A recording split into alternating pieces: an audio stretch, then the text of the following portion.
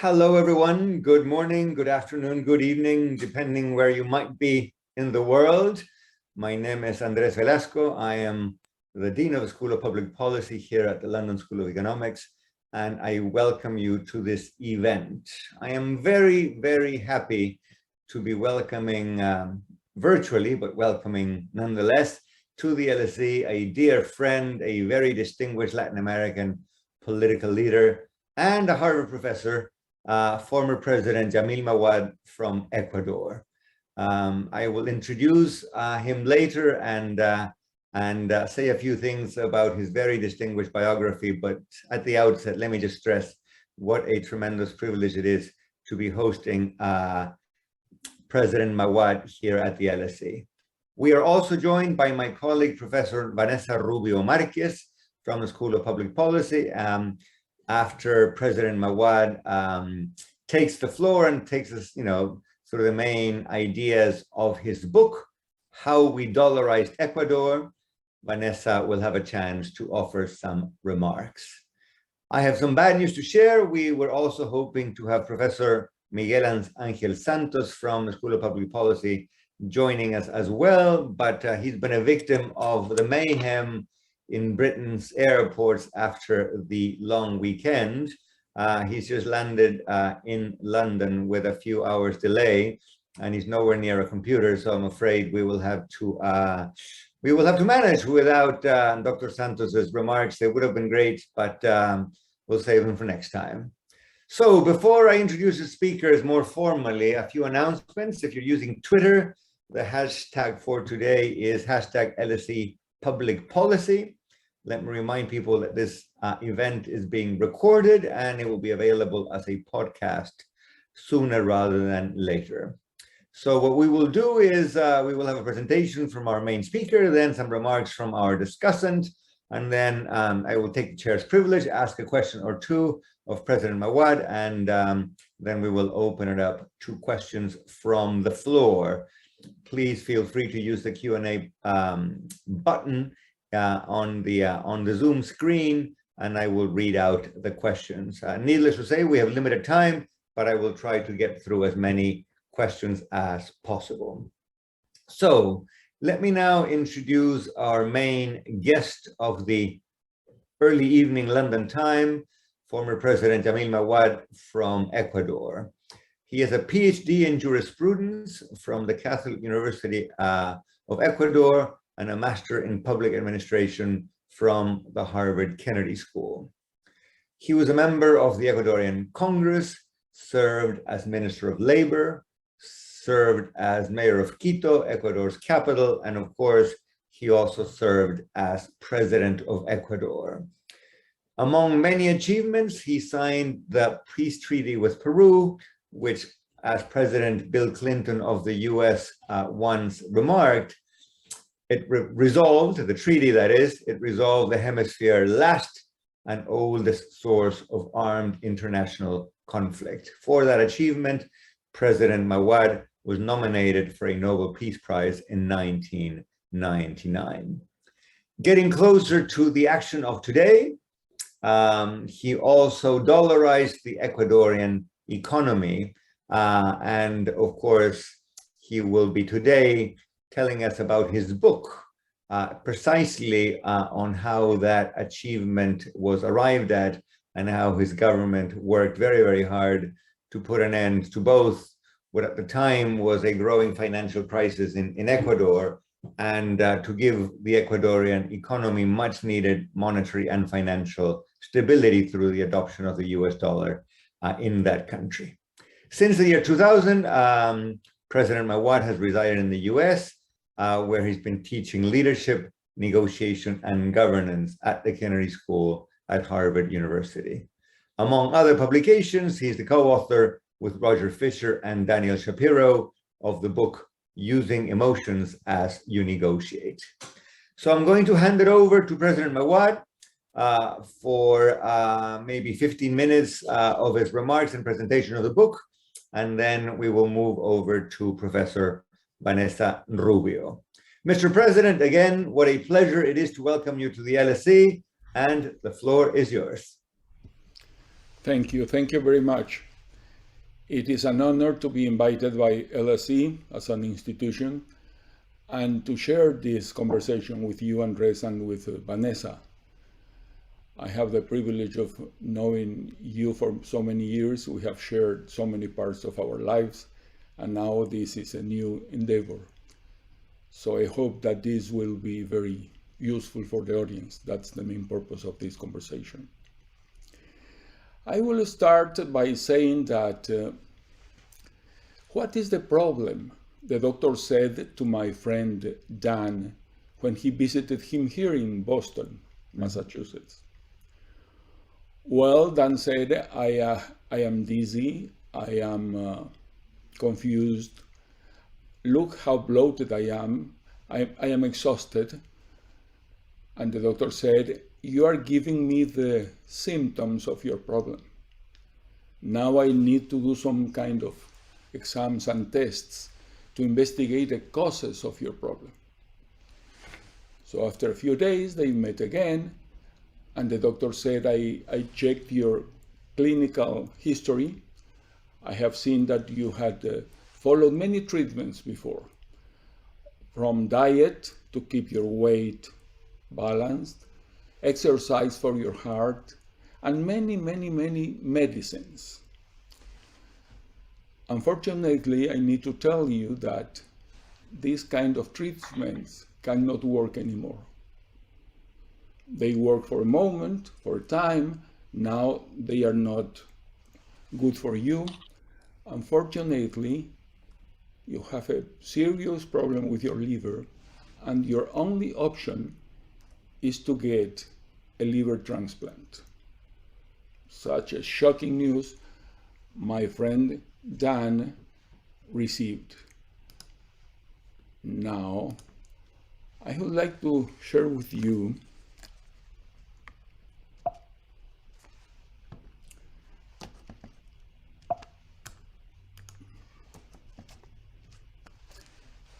this chart. This chart is the famous 4-quadrant circle chart published by Roger Fisher, Bill Urey, and Bruce Patton in Getting to Yes. And we have here 4 steps in how to deal with a problem. The first are the symptoms. This is what the doctor asked Dan. And he said tremors, dizziness, confusion, exhaustion. Then this is the what. The doctor went to the why, the cause, and got the diagnosis. And then the prescription. You cannot adjust the old paradigm of medicines and diet and exercise. You need now a different paradigm. You need a paradigm shift, a liver transplant. This is the how to fix the problem. And then you need the treatment.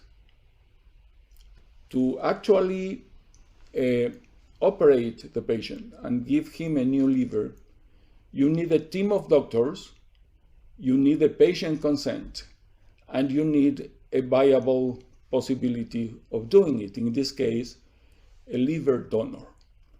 So for the treatment, you need the who, the when, and the where.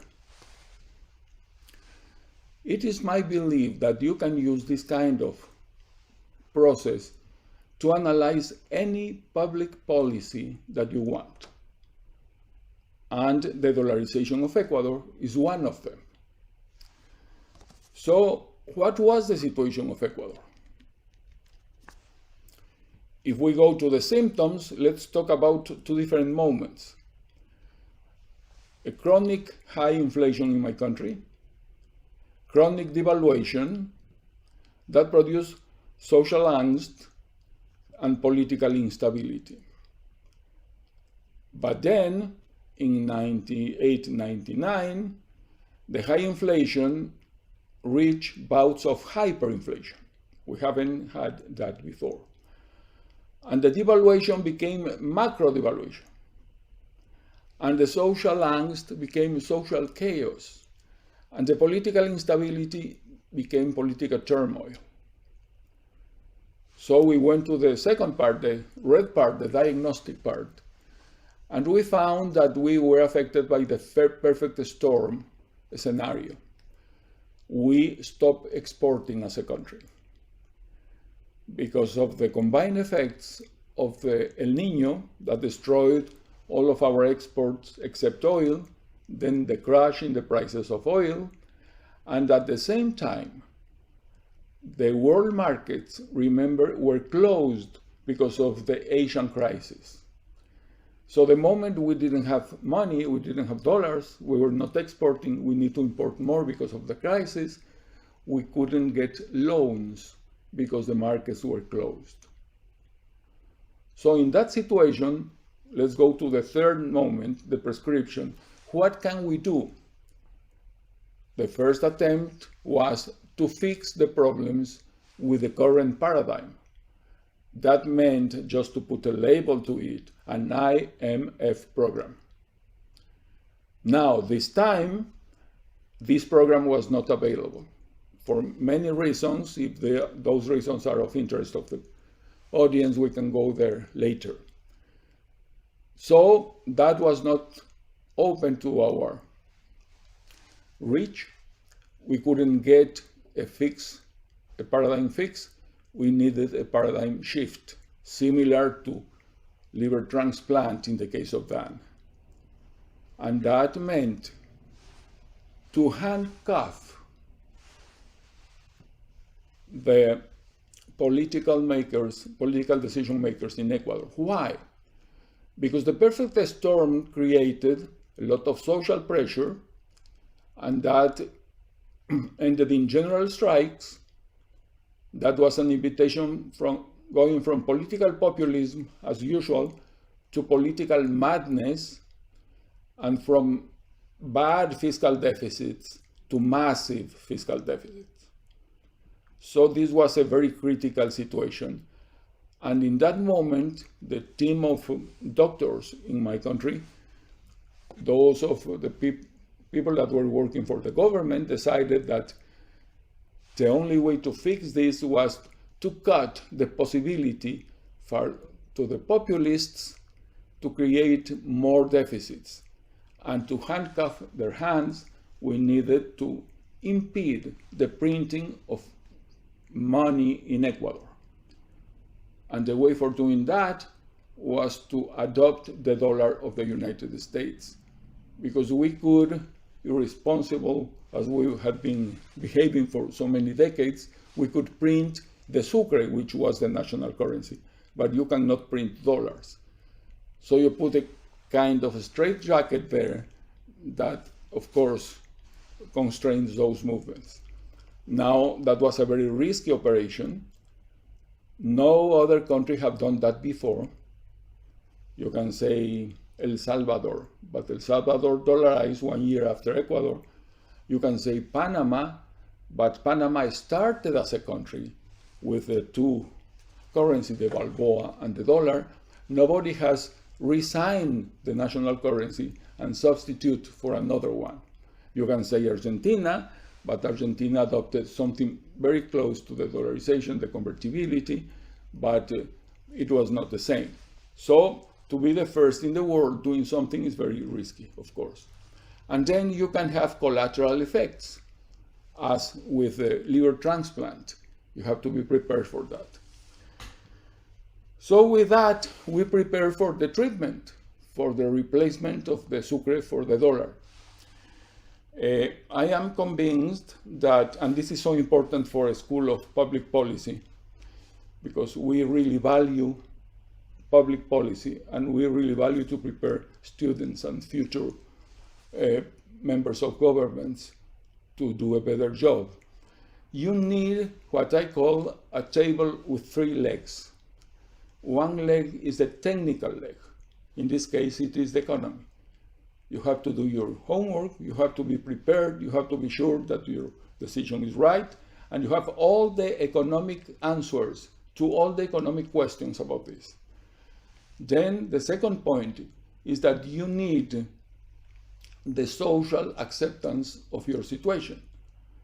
In the case of Dan, you need a patient consent to get a new lever. In the case of a country, you need a social consent for living with different policies.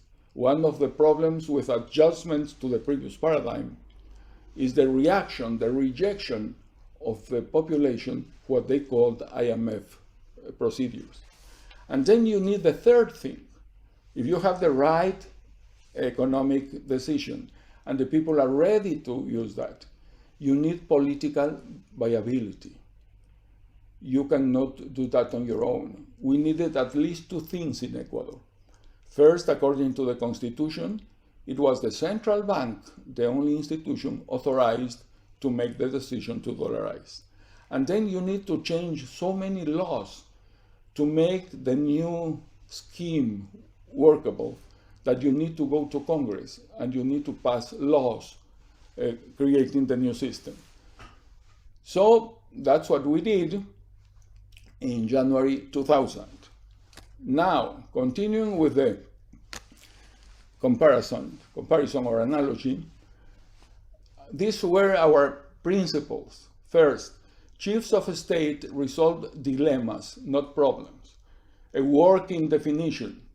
A dilemma is a problem that you can only solve by creating other problems. There's no free lunch, we used to say. Second, problems are not your enemy. Hidden problems are. If you don't see them, if you try to hide them under the carpet, then you are going into dire straits. Third, economic laws are not lethal.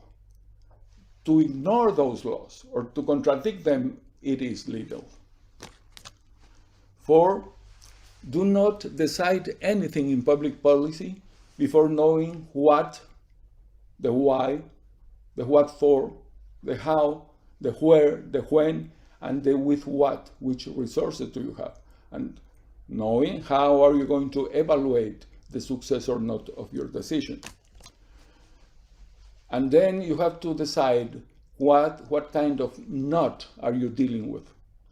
It is a usual knot that with some patience and skills and abilities you can untie, or it is a Gordian knot that from the old ancient mythology is a knot that every time you try to fix or to untie, you make it worse. So in that case, as Alexander the Great did it according to the legend, you need to cut the knot. You cannot untie the knot. So we decided that we were leaving a Gordian knot in Ecuador. So the way to cut it was to change the sucre for the dollar. And finally, in politics, and I would say in life, it is not enough to be right. You have to be right on time. And what we were prepared post-op after the surgery, after adopting the dollar, we expected initial complications. In the case of Dan, he had 2 cardiac arrests, a general infection. In the case of Ecuador, we had high inflation the first year. The accommodation to the new situation, of course, brought pain and difficulties to adjust. Then we knew we need to follow up the process and to manage the process. To dollarize or any public policy, as we know, is not an event, it is a process that has precedents and will have consequences, and you have to monitor that. So in the case of Dan, he needed anti-rejection medicine, regular controls. In the case of Ecuador and its dollarization, we needed legal reforms, political discipline. Then there's a risk of dying, always. I used to say that dollarization is a living being. And how can a patient die? If you stop breathing, you stop eating, you stop moving. You have the same kind in the case of the dollar in Ecuador. if you have the crowding out of the public expenditures and the government takes all the money of the country and leave nothing for the private sector to invest, you have a problem of breathing. If you do not export, if you have the wrong policies and you cannot get dollars coming into the country, you stop eating because dollar is the food of dollarization. And finally, if you tie the hands of the economy with excessive regulations, wrong laws, etc., you are impeding the movement of this new being. So yes, you can die. And you can die for any of those kind of circumstances, mainly, but can be others. So you have to be ready to face that. Now, when we decided to publish the book, we went through this 4-quadrant tool. The book has a personal narrative. We decided to publish this as a novel, as a memory, meaning making it as readable as possible. This is a technical matter. This can be very boring. This can be very complicated. This could be dedicated to experts in the area. We try the opposite. We try to write something that almost anybody could be able to understand. Plain language, full of stories and examples. That's one. Second, in these symptoms, we describe the perfect storm. Third, we have a part of rational analysis. How did we come to the conclusion that dollarization was a good option? Then we produce a historical interpretation of what happened at that moment and what happened later in the following 20 years. And then we try to have a balanced subjective judgment. And so the book follows that kind of structure as well. Now we are 20 years after we made the decision. Interesting enough, more than 90% of the people in Ecuador do not want to hear about changing the dollar for any other currency. Why? Because they receive the benefits. From hyperinflation, we have had one-digit inflation for 20 years. By definition, we eliminated depreciation, devaluation. We were able to bring the rates of inflation and the interest rates to international levels. Never before. Ecuador was always high, high, high. And we guaranteed the purchasing power of the population. So they could earn the same amount of money in January and in December, because there was no depreciation due to the inflation. So they became credit subjects. They could buy many things paying installments. They didn't receive credit before because they were so untrustable. So we put the basis for the starting of a more robust middle class in Ecuador. And for the entrepreneurs, you always have heard that you lose competitivity if you do something like this, adopt the dollar. Because if other countries devalue, you cannot devalue. And if the other countries are exporting the same goods that you're exporting, they can put those goods cheaper in the world market. And we thought that could be a problem. And I emphasize could be a problem. Because for a person in the private sector, he could have been losing this possibility of devaluation, which is not the best way to be competitive, because you are hitting the salaries of the workers mainly. But on the other hand, you are receiving stability. So the trade-off is losing the capacity to devalue versus paying rational interest rates, not being able to plan for the future with rational inflations, not knowing what will happen the next day with inflation or with the price of the currency. So in general, nobody says that this has been free. We have been paying some prices. However, most of the people, 90+%, says we prefer to stay with the dollar. We don't want to hear anything different than that. So finally, 2 or 3 quotes that were important for me, and I will stop there to continue with this good scheme that you have for today. Robert Kennedy used to say, some people see the things as they are, and they ask why.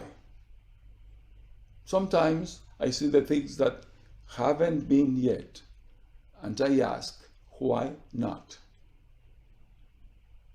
So you need some trust in the future to take some risks. Then I found something very interesting from Diego Armando Maradona. In one interview, he said, when my teammates decided to give the ball to me, I used to resolve. That is how you gain respect. That is how you become a leader. Not by washing your hands and passing the ball to others, but by facing the risks and making decisions. We have 3 ideas about that. The first one, from Ortega y Gasset, the Spanish philosopher, that human beings are fatally forced to make decisions, to choose. Only animals react by instinct. They don't have to decide. They just react. Human beings are different. And how do we decide? We decide based on our nature and our nurture, and on what we are and what is the context. From there comes the famous phrase, yo soy yo y mis circunstancias, and I am I and my circumstances. So that is the second one.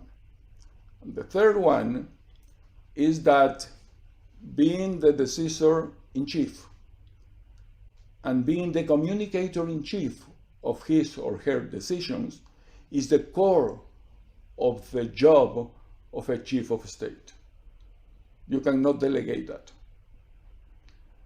So I will stop there, saying finally that this, as Dan's operation, he needed a team of doctors.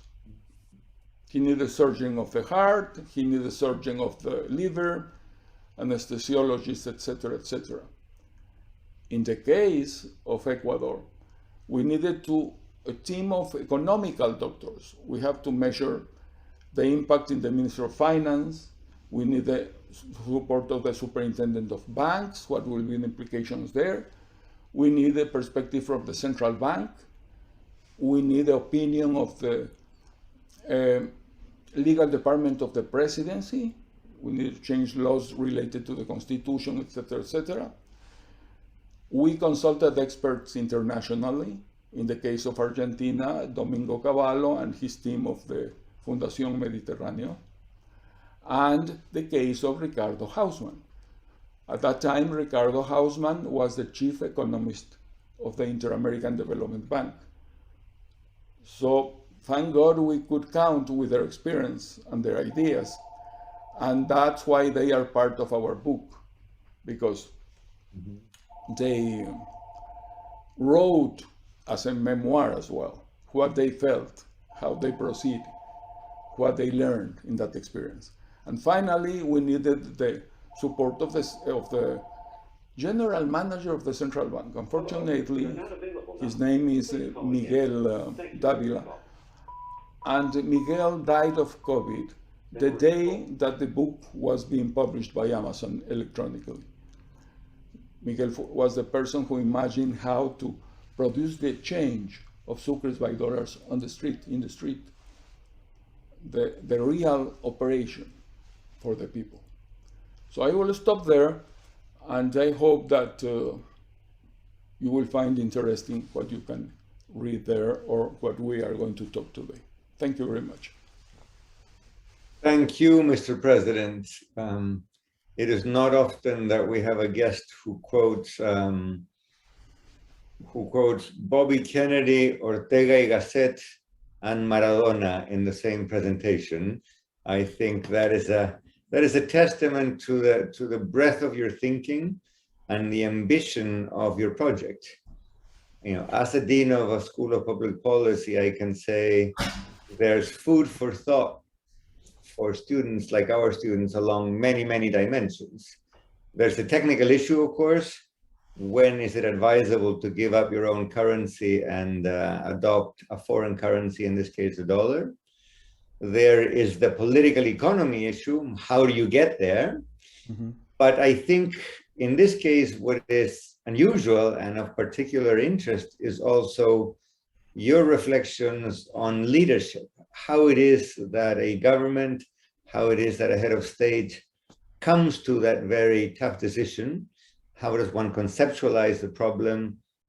Whom does one consult? Who do you talk to? Do you bring in the Argentines or the Venezuelans or the Brazilians or the Brits? And in the end, how do you do it? And of course, as you know, Mr. President, this is a school of public policy. Our students are future ministers of finance or central bank presidents or ministers of social development, or perhaps, why not, prime ministers and heads of state. So to get a sense of how things are done, how leadership is actually exercised, is absolutely unique and absolutely fascinating. I could go on, but I'm going to restrain myself. We have a highly qualified discussant talking about people who have been in positions of leadership. She is very well known to the students of the School of Public Policy, but just in case, let me mention to those of you who might have joined from outside the LSE that Vanessa Rubio is a professor of practice at the School of Public Policy. She is the former Deputy Minister of Finance in Mexico. She also served as Deputy Minister of Social Development and as Deputy Minister of Foreign Affairs. She was a G20 Sherpa on behalf of the government of Mexico.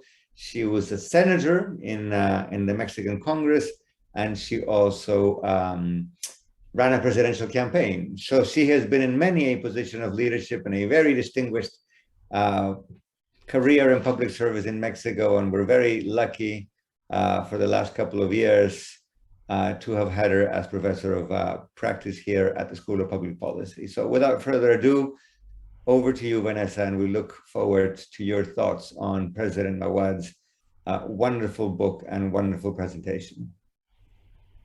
Thank you so much, Dean Velasco, and of course, it's an absolute honor, President Mahwad, to be here sharing this event with you.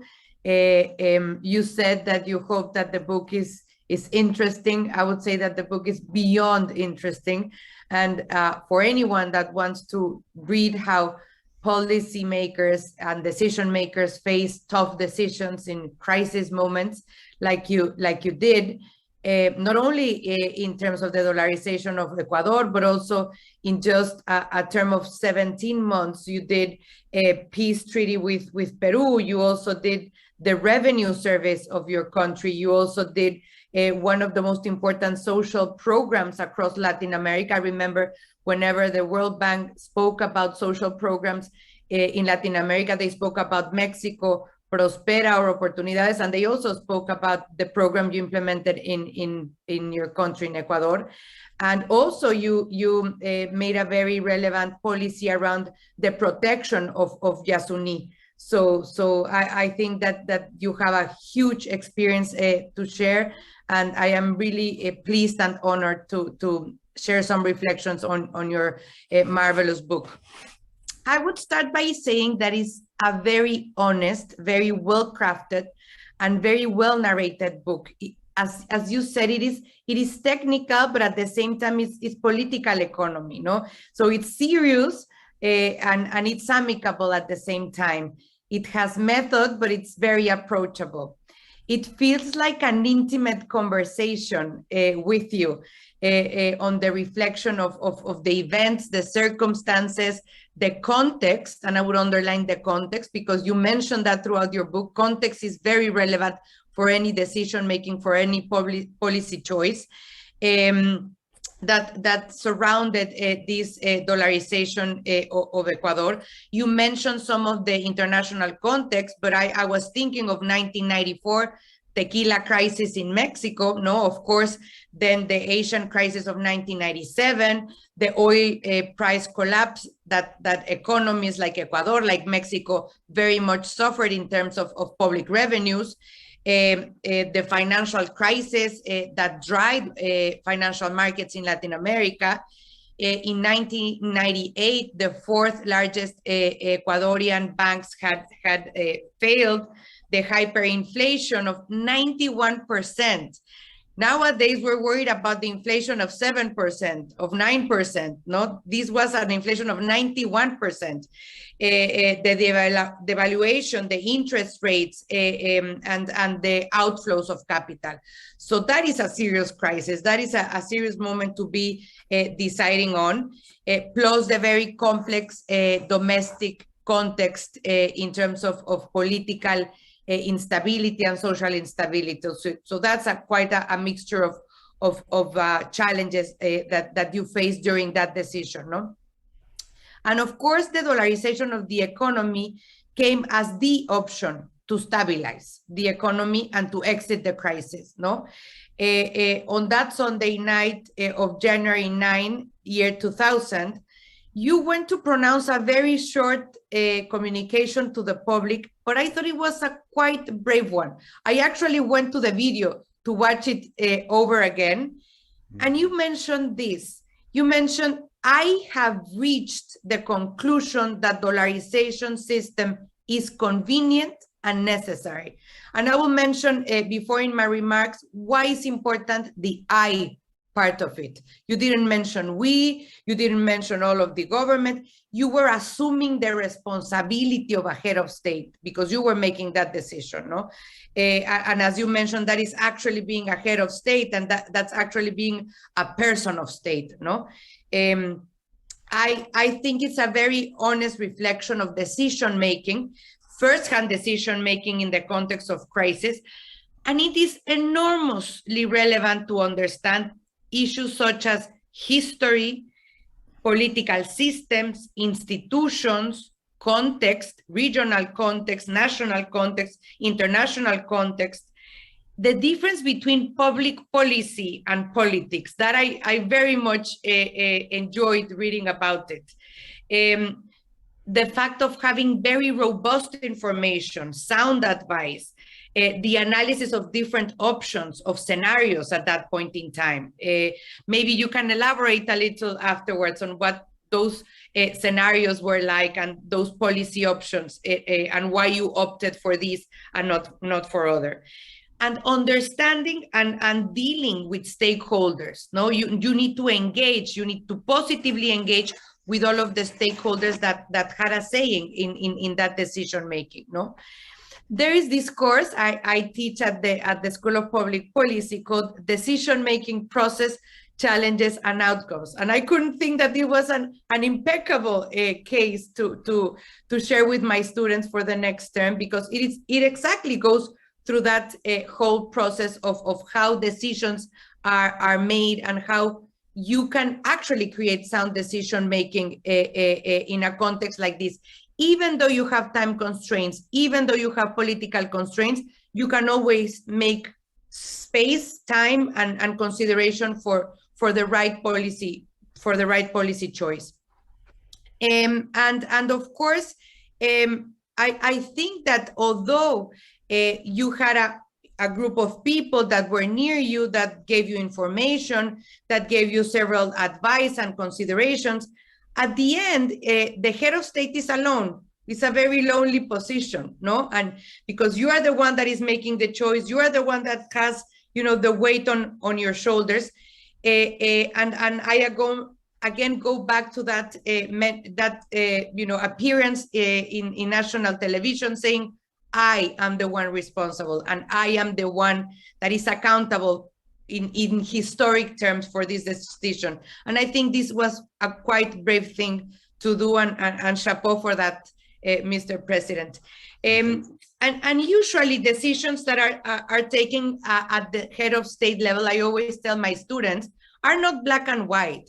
They usually different shades of gray. And those decisions that are taken to the head of state are the most difficult ones. They are not the ones that the undersecretary took. They're not the ones that the minister took. They're the ones that have a more degree of complexity and more degree of relevance. And once the ones that you know that are going to be having a greater effect on the future generations. No, so that's what makes these decisions even more challenging, and what requires leaders, and what requires leaders that are willing to make those decisions in a very brave manner. And sometimes those decisions are not the best decision. They're the second best, or they're the third best, or they're the fourth best, because that's exactly what you need to do. And you mentioned that in your comments, President.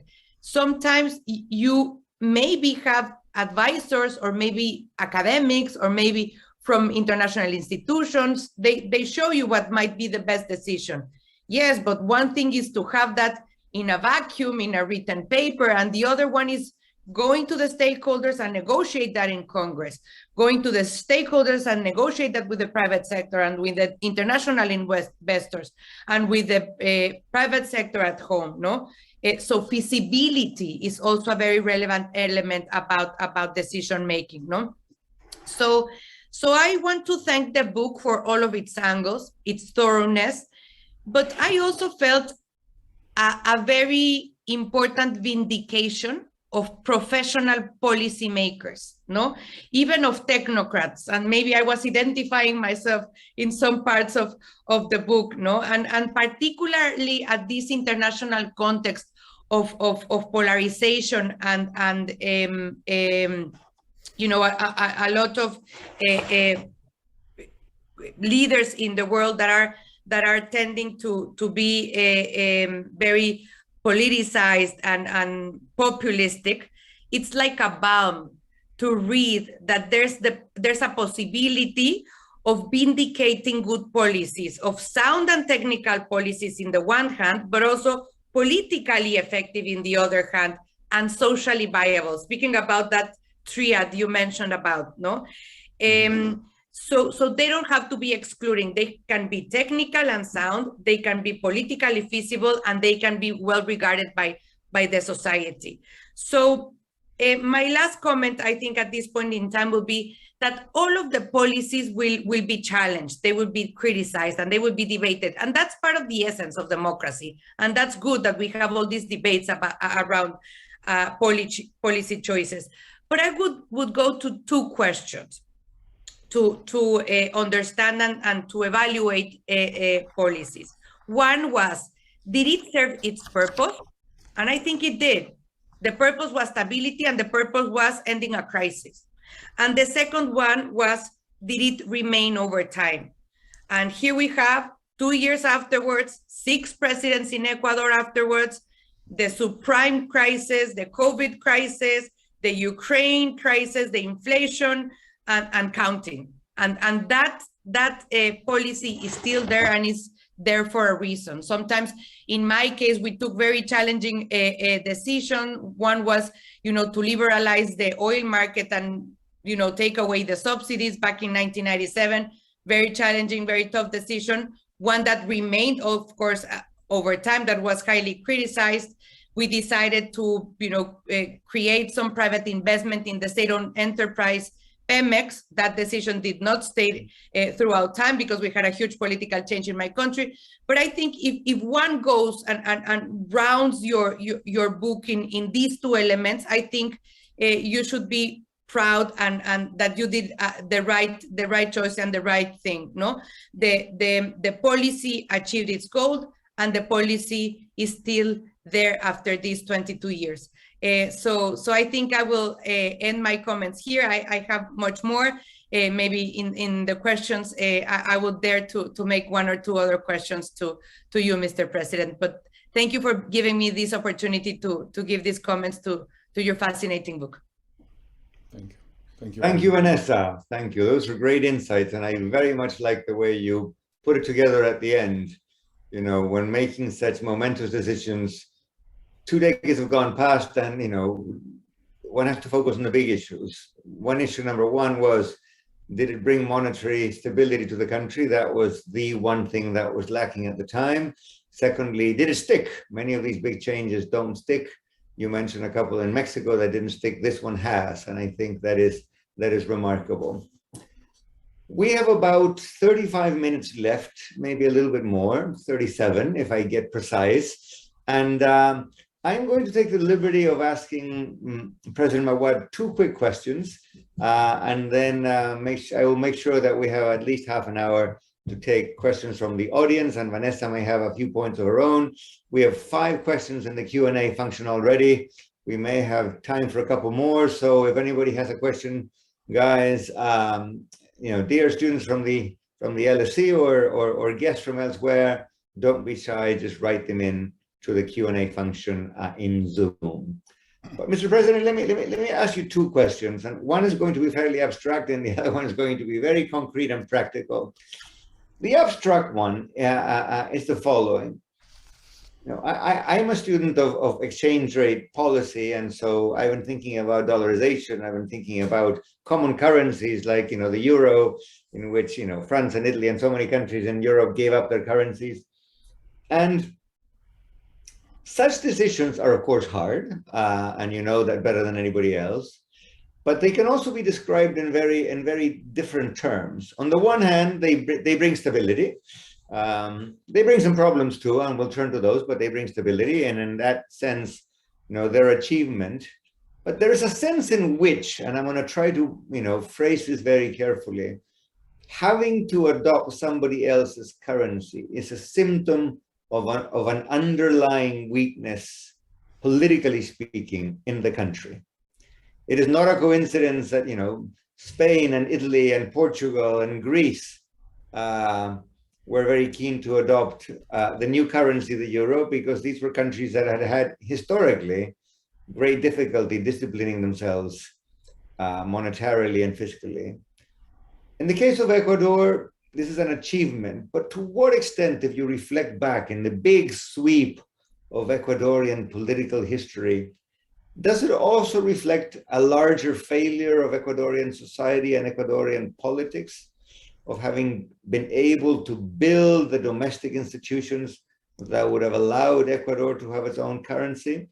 Do you view that as a shortcoming, or do you view the benefits as so important relative to the costs that is a footnote that we can simply sweep under the carpet of history?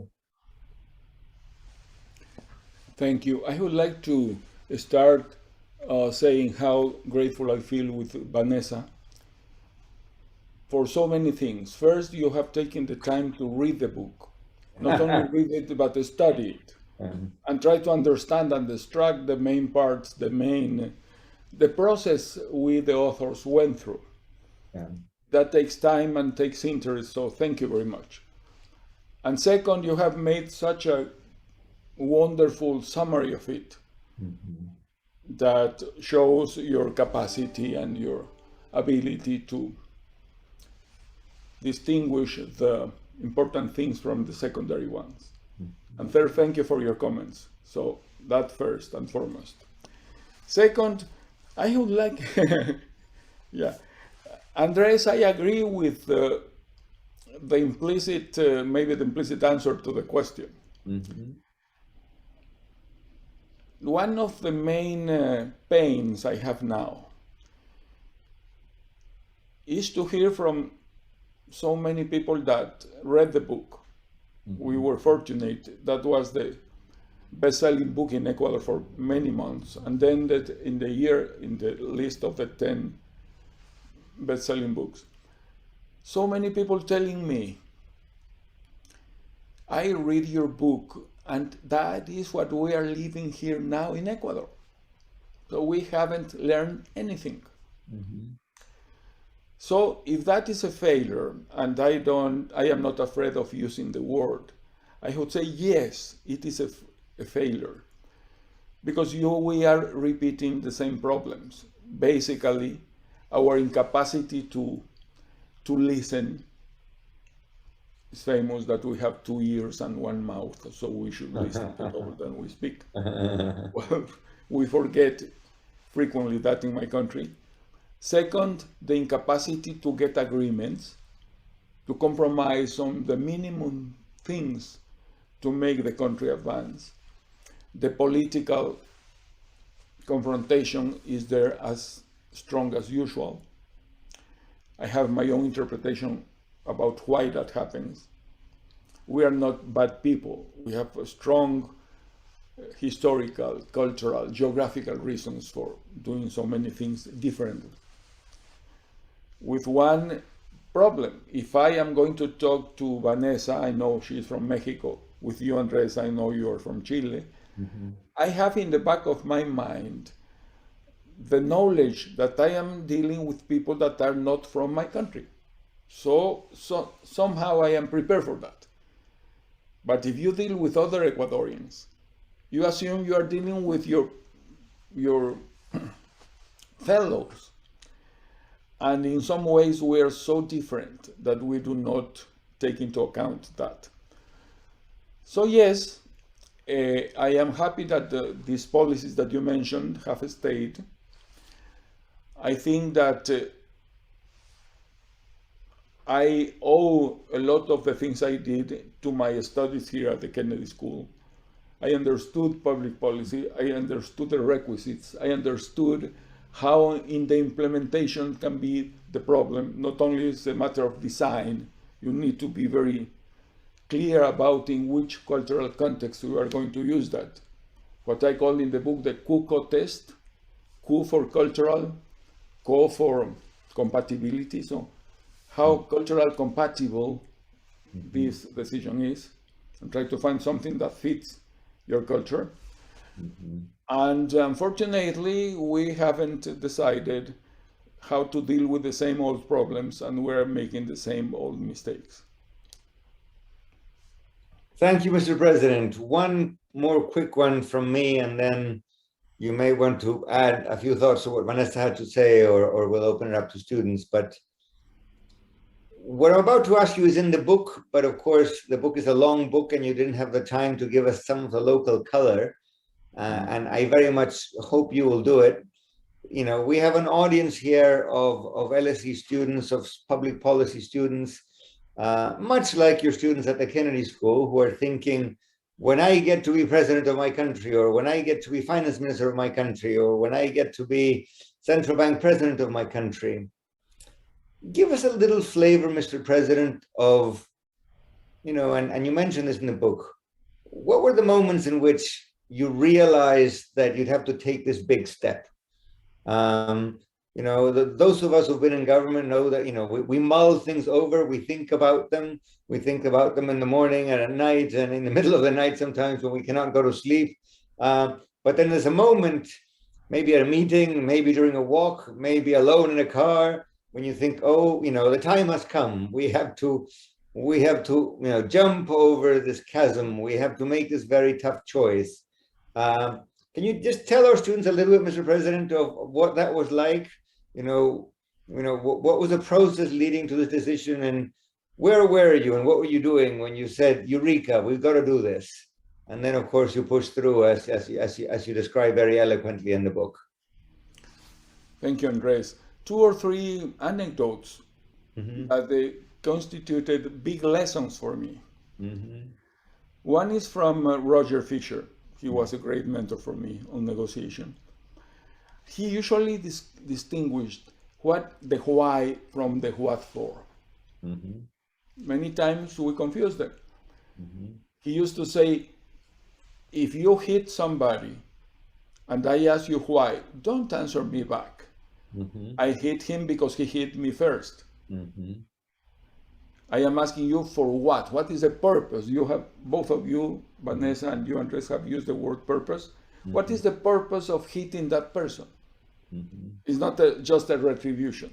So that's a very important moment.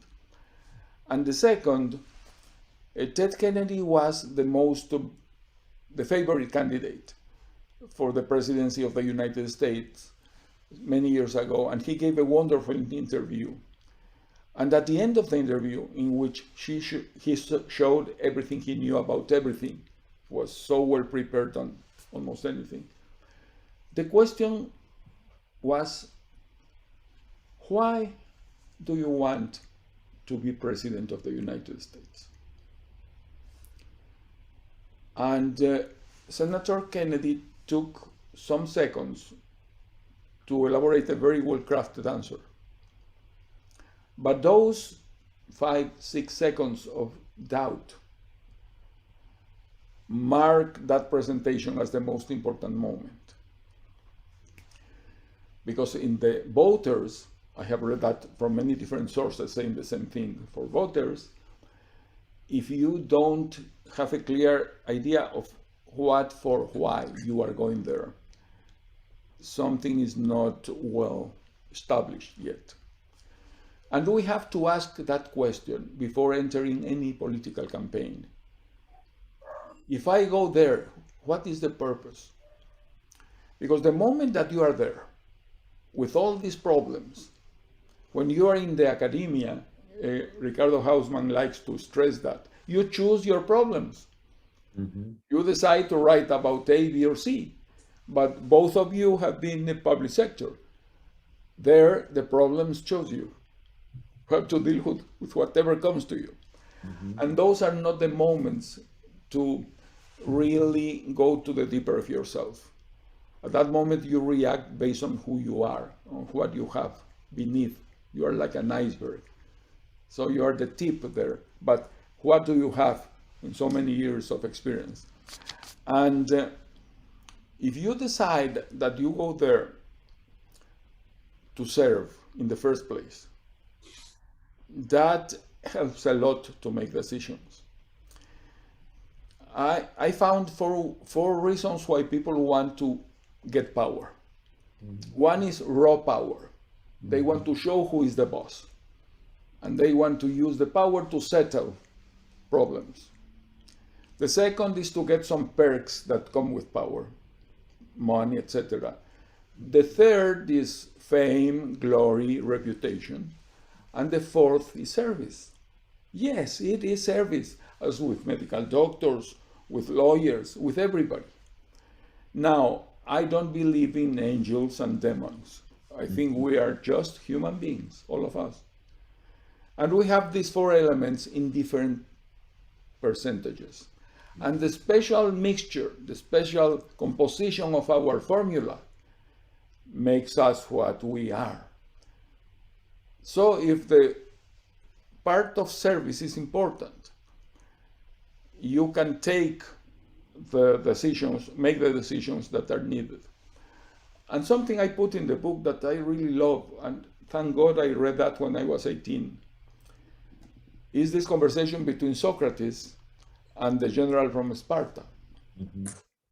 When Socrates asked, what is courage? And the general from Sparta said, courage is always going forward and never going back. And Socrates, who understood that only when you can produce a doubt, a moment of hesitation with a question, the other can learn something. It's so important for teachers that, for professors.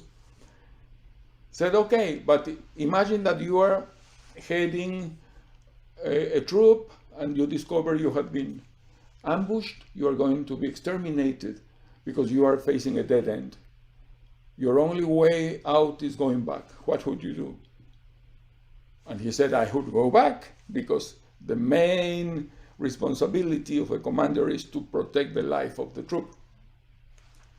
And he said, I understand. So by going back, you fulfill your responsibility, but by doing that, you are acting cowardly. And the general tried to kill Socrates, and he stopped him and said, no, you are right. Because courage is the obedience of a serene judgment. You can have your serene judgment if you want mainly here, not only here, but mainly here. But when you come to the conclusion of what to do. You have to leave your criteria, and you need to let appear the courage. Because the courage is the obedience to the criteria.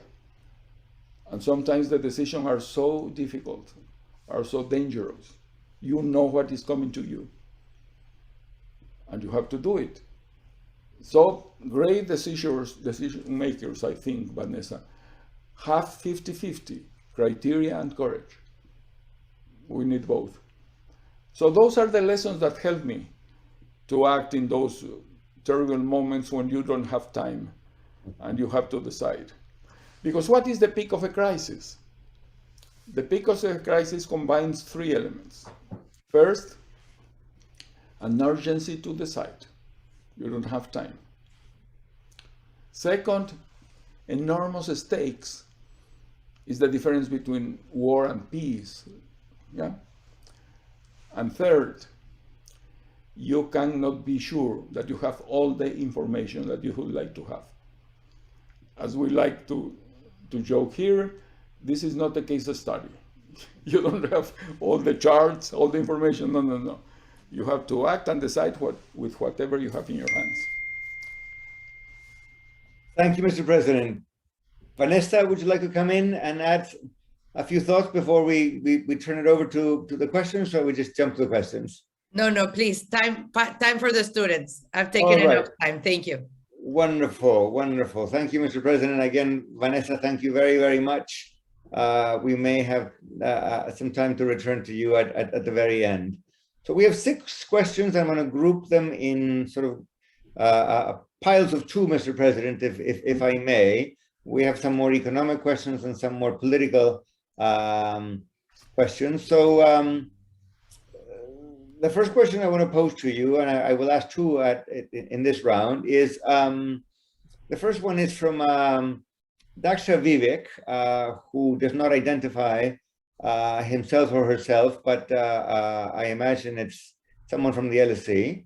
And the question is, instead of dollarizing the economy, did you consider introducing a new currency like Germany did with the Deutschmark after the collapse of the Reichsmark? And then Sol Espinosa, an LSE alumni from Ecuador, says, what do you think of the social cost of dollarization? Did it make life hard for older people? Did it make life hard for the middle class? And did it, harm the ability of Ecuadorian firms to compete against neighbors like Colombia and Peru? So those are the 2 more economic questions. Let me begin with those. We'll talk about some political questions next time around, Mr. President. Okay. Well, the first one, why did we choose the dollar? Because we were part of the dollar part of the world. We were so close to the United States physically, first. Second, our main exports and imports go there and come from there. Third, my country, as any other country in the world, was using mainly the dollar as the currency for the international commerce. Mm-hmm. So it was not in our radar the possibility of using any other external currency. Now, why don't you create an Ecuadorian new currency? Because the Ecuadorians lost trust in our currency. Every person who could was using the sucres to buy dollars. So they were saving in dollars. They were selling sucres as fast as possible. And to create a new currency would have been a titanic effort, mainly to fail. Mm-hmm. How do you convince your people that because you are changing the sucre for something else, they will trust the something else? When the trust in the capacity of the country to deal rationally with some currency has been destroyed or disappeared. So that is why we didn't consider that. Was a process of elimination. We considered convertibility as an option, but we have had many conversations with Domingo Cavallo about this. In the case of Argentina, he had and was successful for some years, he had the idea that the Argentinian peso could coexist with the dollar.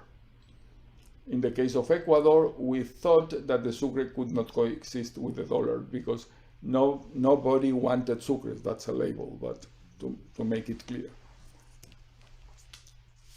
This is the first question. And the second question was about, sorry, it was about social costs. Yeah. And difficulties for firms when they have to compete against other firms with countries with floating exchange rates, like Colombia and Peru. Okay. Well, the first part, I think, was explained in my introduction. Mm-hmm. Actually, when you eliminate inflation, when you eliminate devaluation, mm-hmm. you are protecting the purchasing power of the salaries of the retired people, etc. We had a first year of high inflation. That was the initial shock. Mm-hmm. But then everything was stable. So it was the opposite. The decision protected that, better than not having it. And the second is something new. It's very important, that part, because there are a lot of studies now.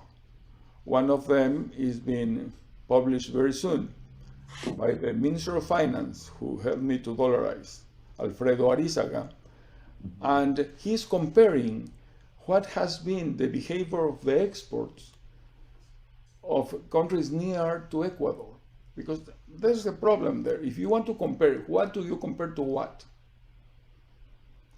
And the most obvious comparison for us is to compare with Peru and with Colombia, our neighbors.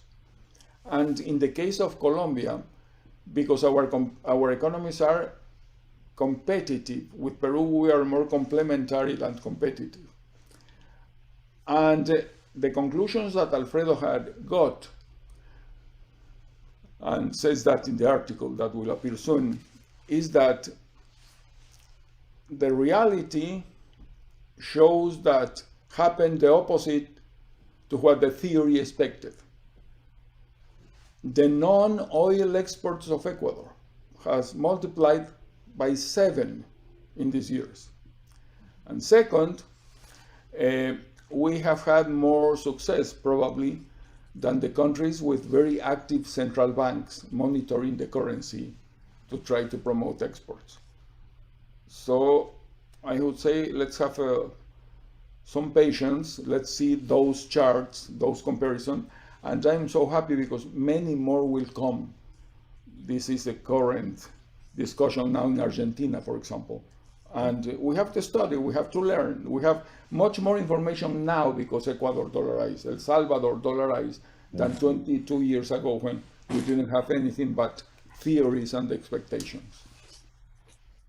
Thank you, Mr. President. Let me move on to somewhat more political questions, and there are a couple of them.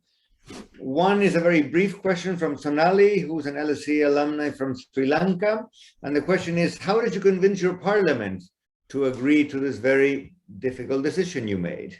And there's a longer question from Diego Basante, who is the IBM head from government affairs for the Andean countries. And he was once an Ecuadorian career diplomat. He's writing from Bogota. And he says, President Mahwad, in your book, page 87, this is somebody who's read the book, you argue, it's a very long question, so I'm going to summarize it. You argue that the Ecuadorian president did not really have all the power people thought he had, and that effectively the president's hands were tied. And, you know, the power was really, in your description, in the hands of the Congress to the point of crippling the executive. A few years later, the question adds, President Rafael Correa, who of course was among your successors in the office of head of state of Ecuador, made a similar argument. He railed against, the poderes fácticos and the partidocracia, and as a result, Ecuador wrote a new constitution that gave the president a lot more power in Ecuador. So, with that experience in mind, was it really a good idea to give the president more powers? Does the president really have a lot more power in Ecuador today? Is that a good idea? again, the question is quite long and I'm trying to summarize, but I think you get the gist, Mr. President. Over to you. Yeah, thank you. Okay, let's start by the second question. What is politics? There are so many definitions of politics. From a very practical point of view, I like the idea that politics is the way we have to decide who gets what and who pays the price. Mm-hmm. So from a distribution point of view, that is it. So in Ecuador, we used to elect in those times, for example, mayors and presidents the same day. And they came from the same political parties, were the same problems and merits, in the same day, with the same feeling of the population about politicians, etc. And usually mayors, some of them had been presidents, were re-elected with higher votation, and some of them, mayors that now try to become presidents, had very bad results. How do you explain that? Mm-hmm. Probably because when you have a city, you have a constituency that is much more homogeneous than in a so diverse country as Ecuador is. I used to say that the task of being president of Ecuador is like being the mayor of Boston and Miami at the same time. So different. So how do you please both of them? And then when you have to approve public policies, for example, if you decide and an export led economic growth, promote exports more than the development hacia adentro. Mm-hmm. You are favoring one region in Ecuador at that time, because on the coast was exporting the Sierra, no. And half of the population lived in the Sierra, half in the Costa. So it was very difficult, very difficult. Now, this country usually had elected a president and a Congress to control the president. And it can be good if you want a democracy. It is terrible if you want something done. Because the Congress thinks that its function is to oppose the president. And usually the opposition won the next election. So it was a big incentive to do the opposition, not to help the president, whoever he is, but to oppose him. Now, that problem was composed by the way we elected our parliamentarians. We voted in the first round. We have a ballotage system. So many different political candidates. So the votes came to many different political parties. Only Brazil at that time had more political effective parties, meaning with representation in Congress, than Ecuador. But Brazil is a continent and we are a very small country. So that was one problem. And the second problem was the way you decided how to assign the seats in Congress. Correa changed that and went more with the winner takes it all way of thinking. So he got majority in Congress. He never had that problem. Other presidents have had that, and the current president have had. So I believe in strong presidents. I believe that you need to control them, because not every strong president is as abusive as Correa was. Mm-hmm. But the opposite is to have weak presidents that cannot deliver anything, and that is terrible for democracy. That is a very important point, Mr. President. You know, as you and I have discussed, the combination of party fragmentation, very proportional systems for electing parliaments and presidential systems makes Latin America very, very difficult to govern. You know, a president elected with a mandate, but with a small minority of votes in parliament has a very difficult time indeed. And that's true nowadays in Ecuador, it's true in Brazil, it is true in Colombia, it is true in Peru, it is true in Chile, pretty much all over the place. We have a couple more questions with more of an international flavor. I'm going to lump them together, Mr. President, and then we will come to a close. Let me begin with a question from, where did the question go? Here we go. Kunal Pawa, who's a student, an LSE student from Singapore, says that, you know, you described your experience in seeking foreign advice as managing a team of doctors. Kunal is wondering if there were any traits or any lessons that you found valuable in guiding that team through a very uncertain time. In the same vein, sort of also kind of an internationally minded question, Carla Paredes says that, you know, the way you describe it, dollarization seems appealing. It seems like a good way to promote economic stability.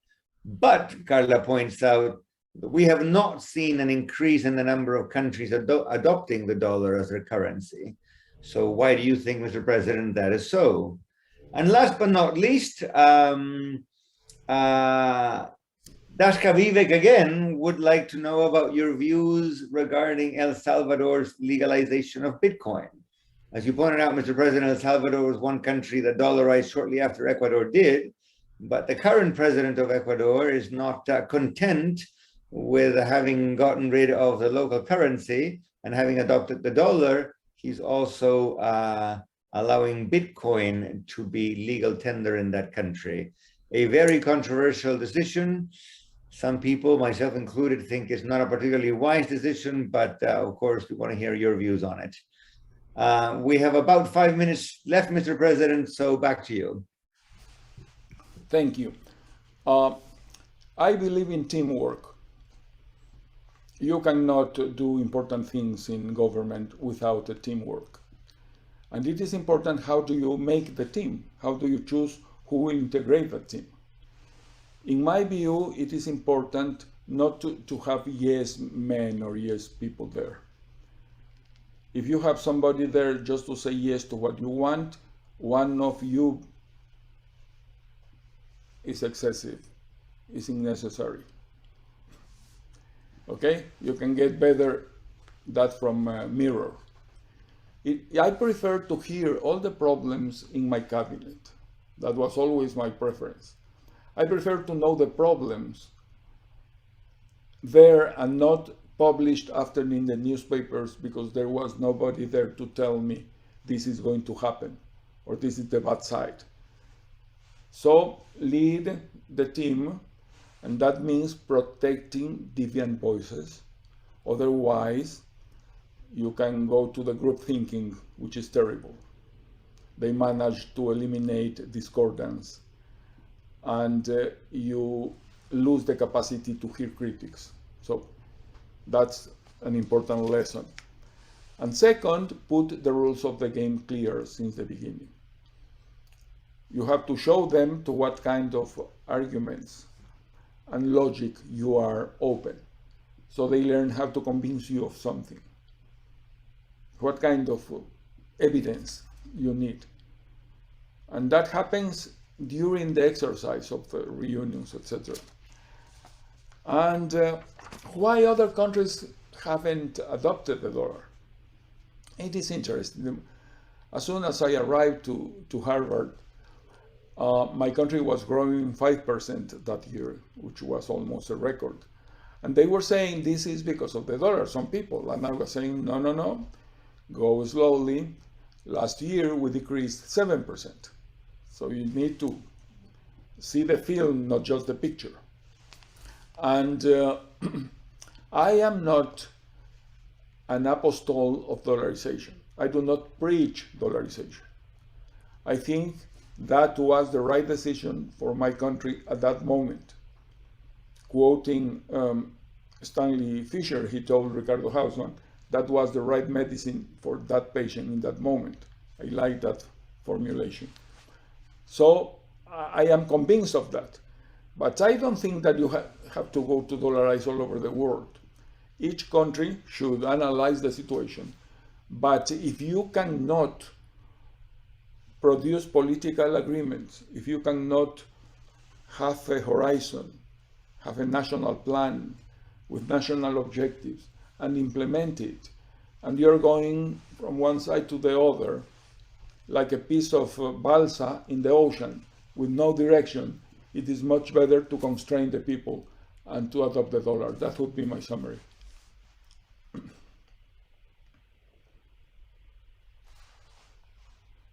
You are muted, Andres. Sorry about that. We all make that mistake. I was saying, Mr. President, that we are nearly at our time limit, but I do want to make sure that we give my colleague Vanessa Rubio the opportunity to chime in, provide some closing thoughts, and then I'm afraid, Mr. President, we will have to call it a day. Vanessa, over to you. Thank you so much, Andres, and thank you again, Mr. President. As I was reading the book, I was thinking how much we decision makers in different levels of government owe this to citizens and owe this to world citizens, because I really think it's a kind of an accountability process, because you were not speaking to the mirror, you were speaking honestly on how the process took place, what the challenges were in front of you, and again I would underline the robustness of the whole narrative and the whole exercise you very well do. So I would only say that it's a book that is worth reading. That is a book. You were just saying that you are not an apostle of dollarization, but I would say that you're an apostle of sound public policy and sound decision making. And for that reason, I think anyone interested in that and the history of Latin America decision making should be reading that book. And I am commending you again, Mr. President, for writing it and for sharing it today with us. And thank you, Andres, for inviting me to make some comments here.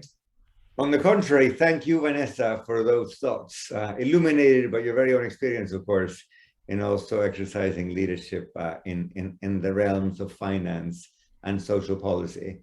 Mr. President, we have about 1 minute left. Can I ask for any closing thoughts or messages you might have for our audience? Well, first, thank you very much. Second, it is so interesting and so fulfilling to have a conversation about public policy. Focus on that mainly, because it is not usual. And I love that angle in our conversation today. Second, I would love to talk to you, Vanessa, about your class, about the decision-making class. Love to learn more. So let's produce that. And thank you to all the students that have been following this program, and to you, Andres. You have done so much for the academia, for your country as Minister of Finance in Chile. Thinking, reflecting. I am enjoying. I finished already your book about in times of cholera. In times of cholera. Yes. Yes. Thank you, Mr. President. Those are very, very kind words. I thank you. And I thank Vanessa, and of course, I thank everybody who joined us from the London School of Economics, but also from overseas. As I look at the list of people who joined, we had people from several countries, current students, former students, members of the general public. Thank you to all of them. President Mahwad, what a privilege and what an honor it is to host you at the LSE. And we will have that conversation on liberalism in times of cholera sometime sooner rather than later. Goodbye, everyone. And I will see you soon at some other LSE public policy event. And thank you. Thank you. Thank you. Bye.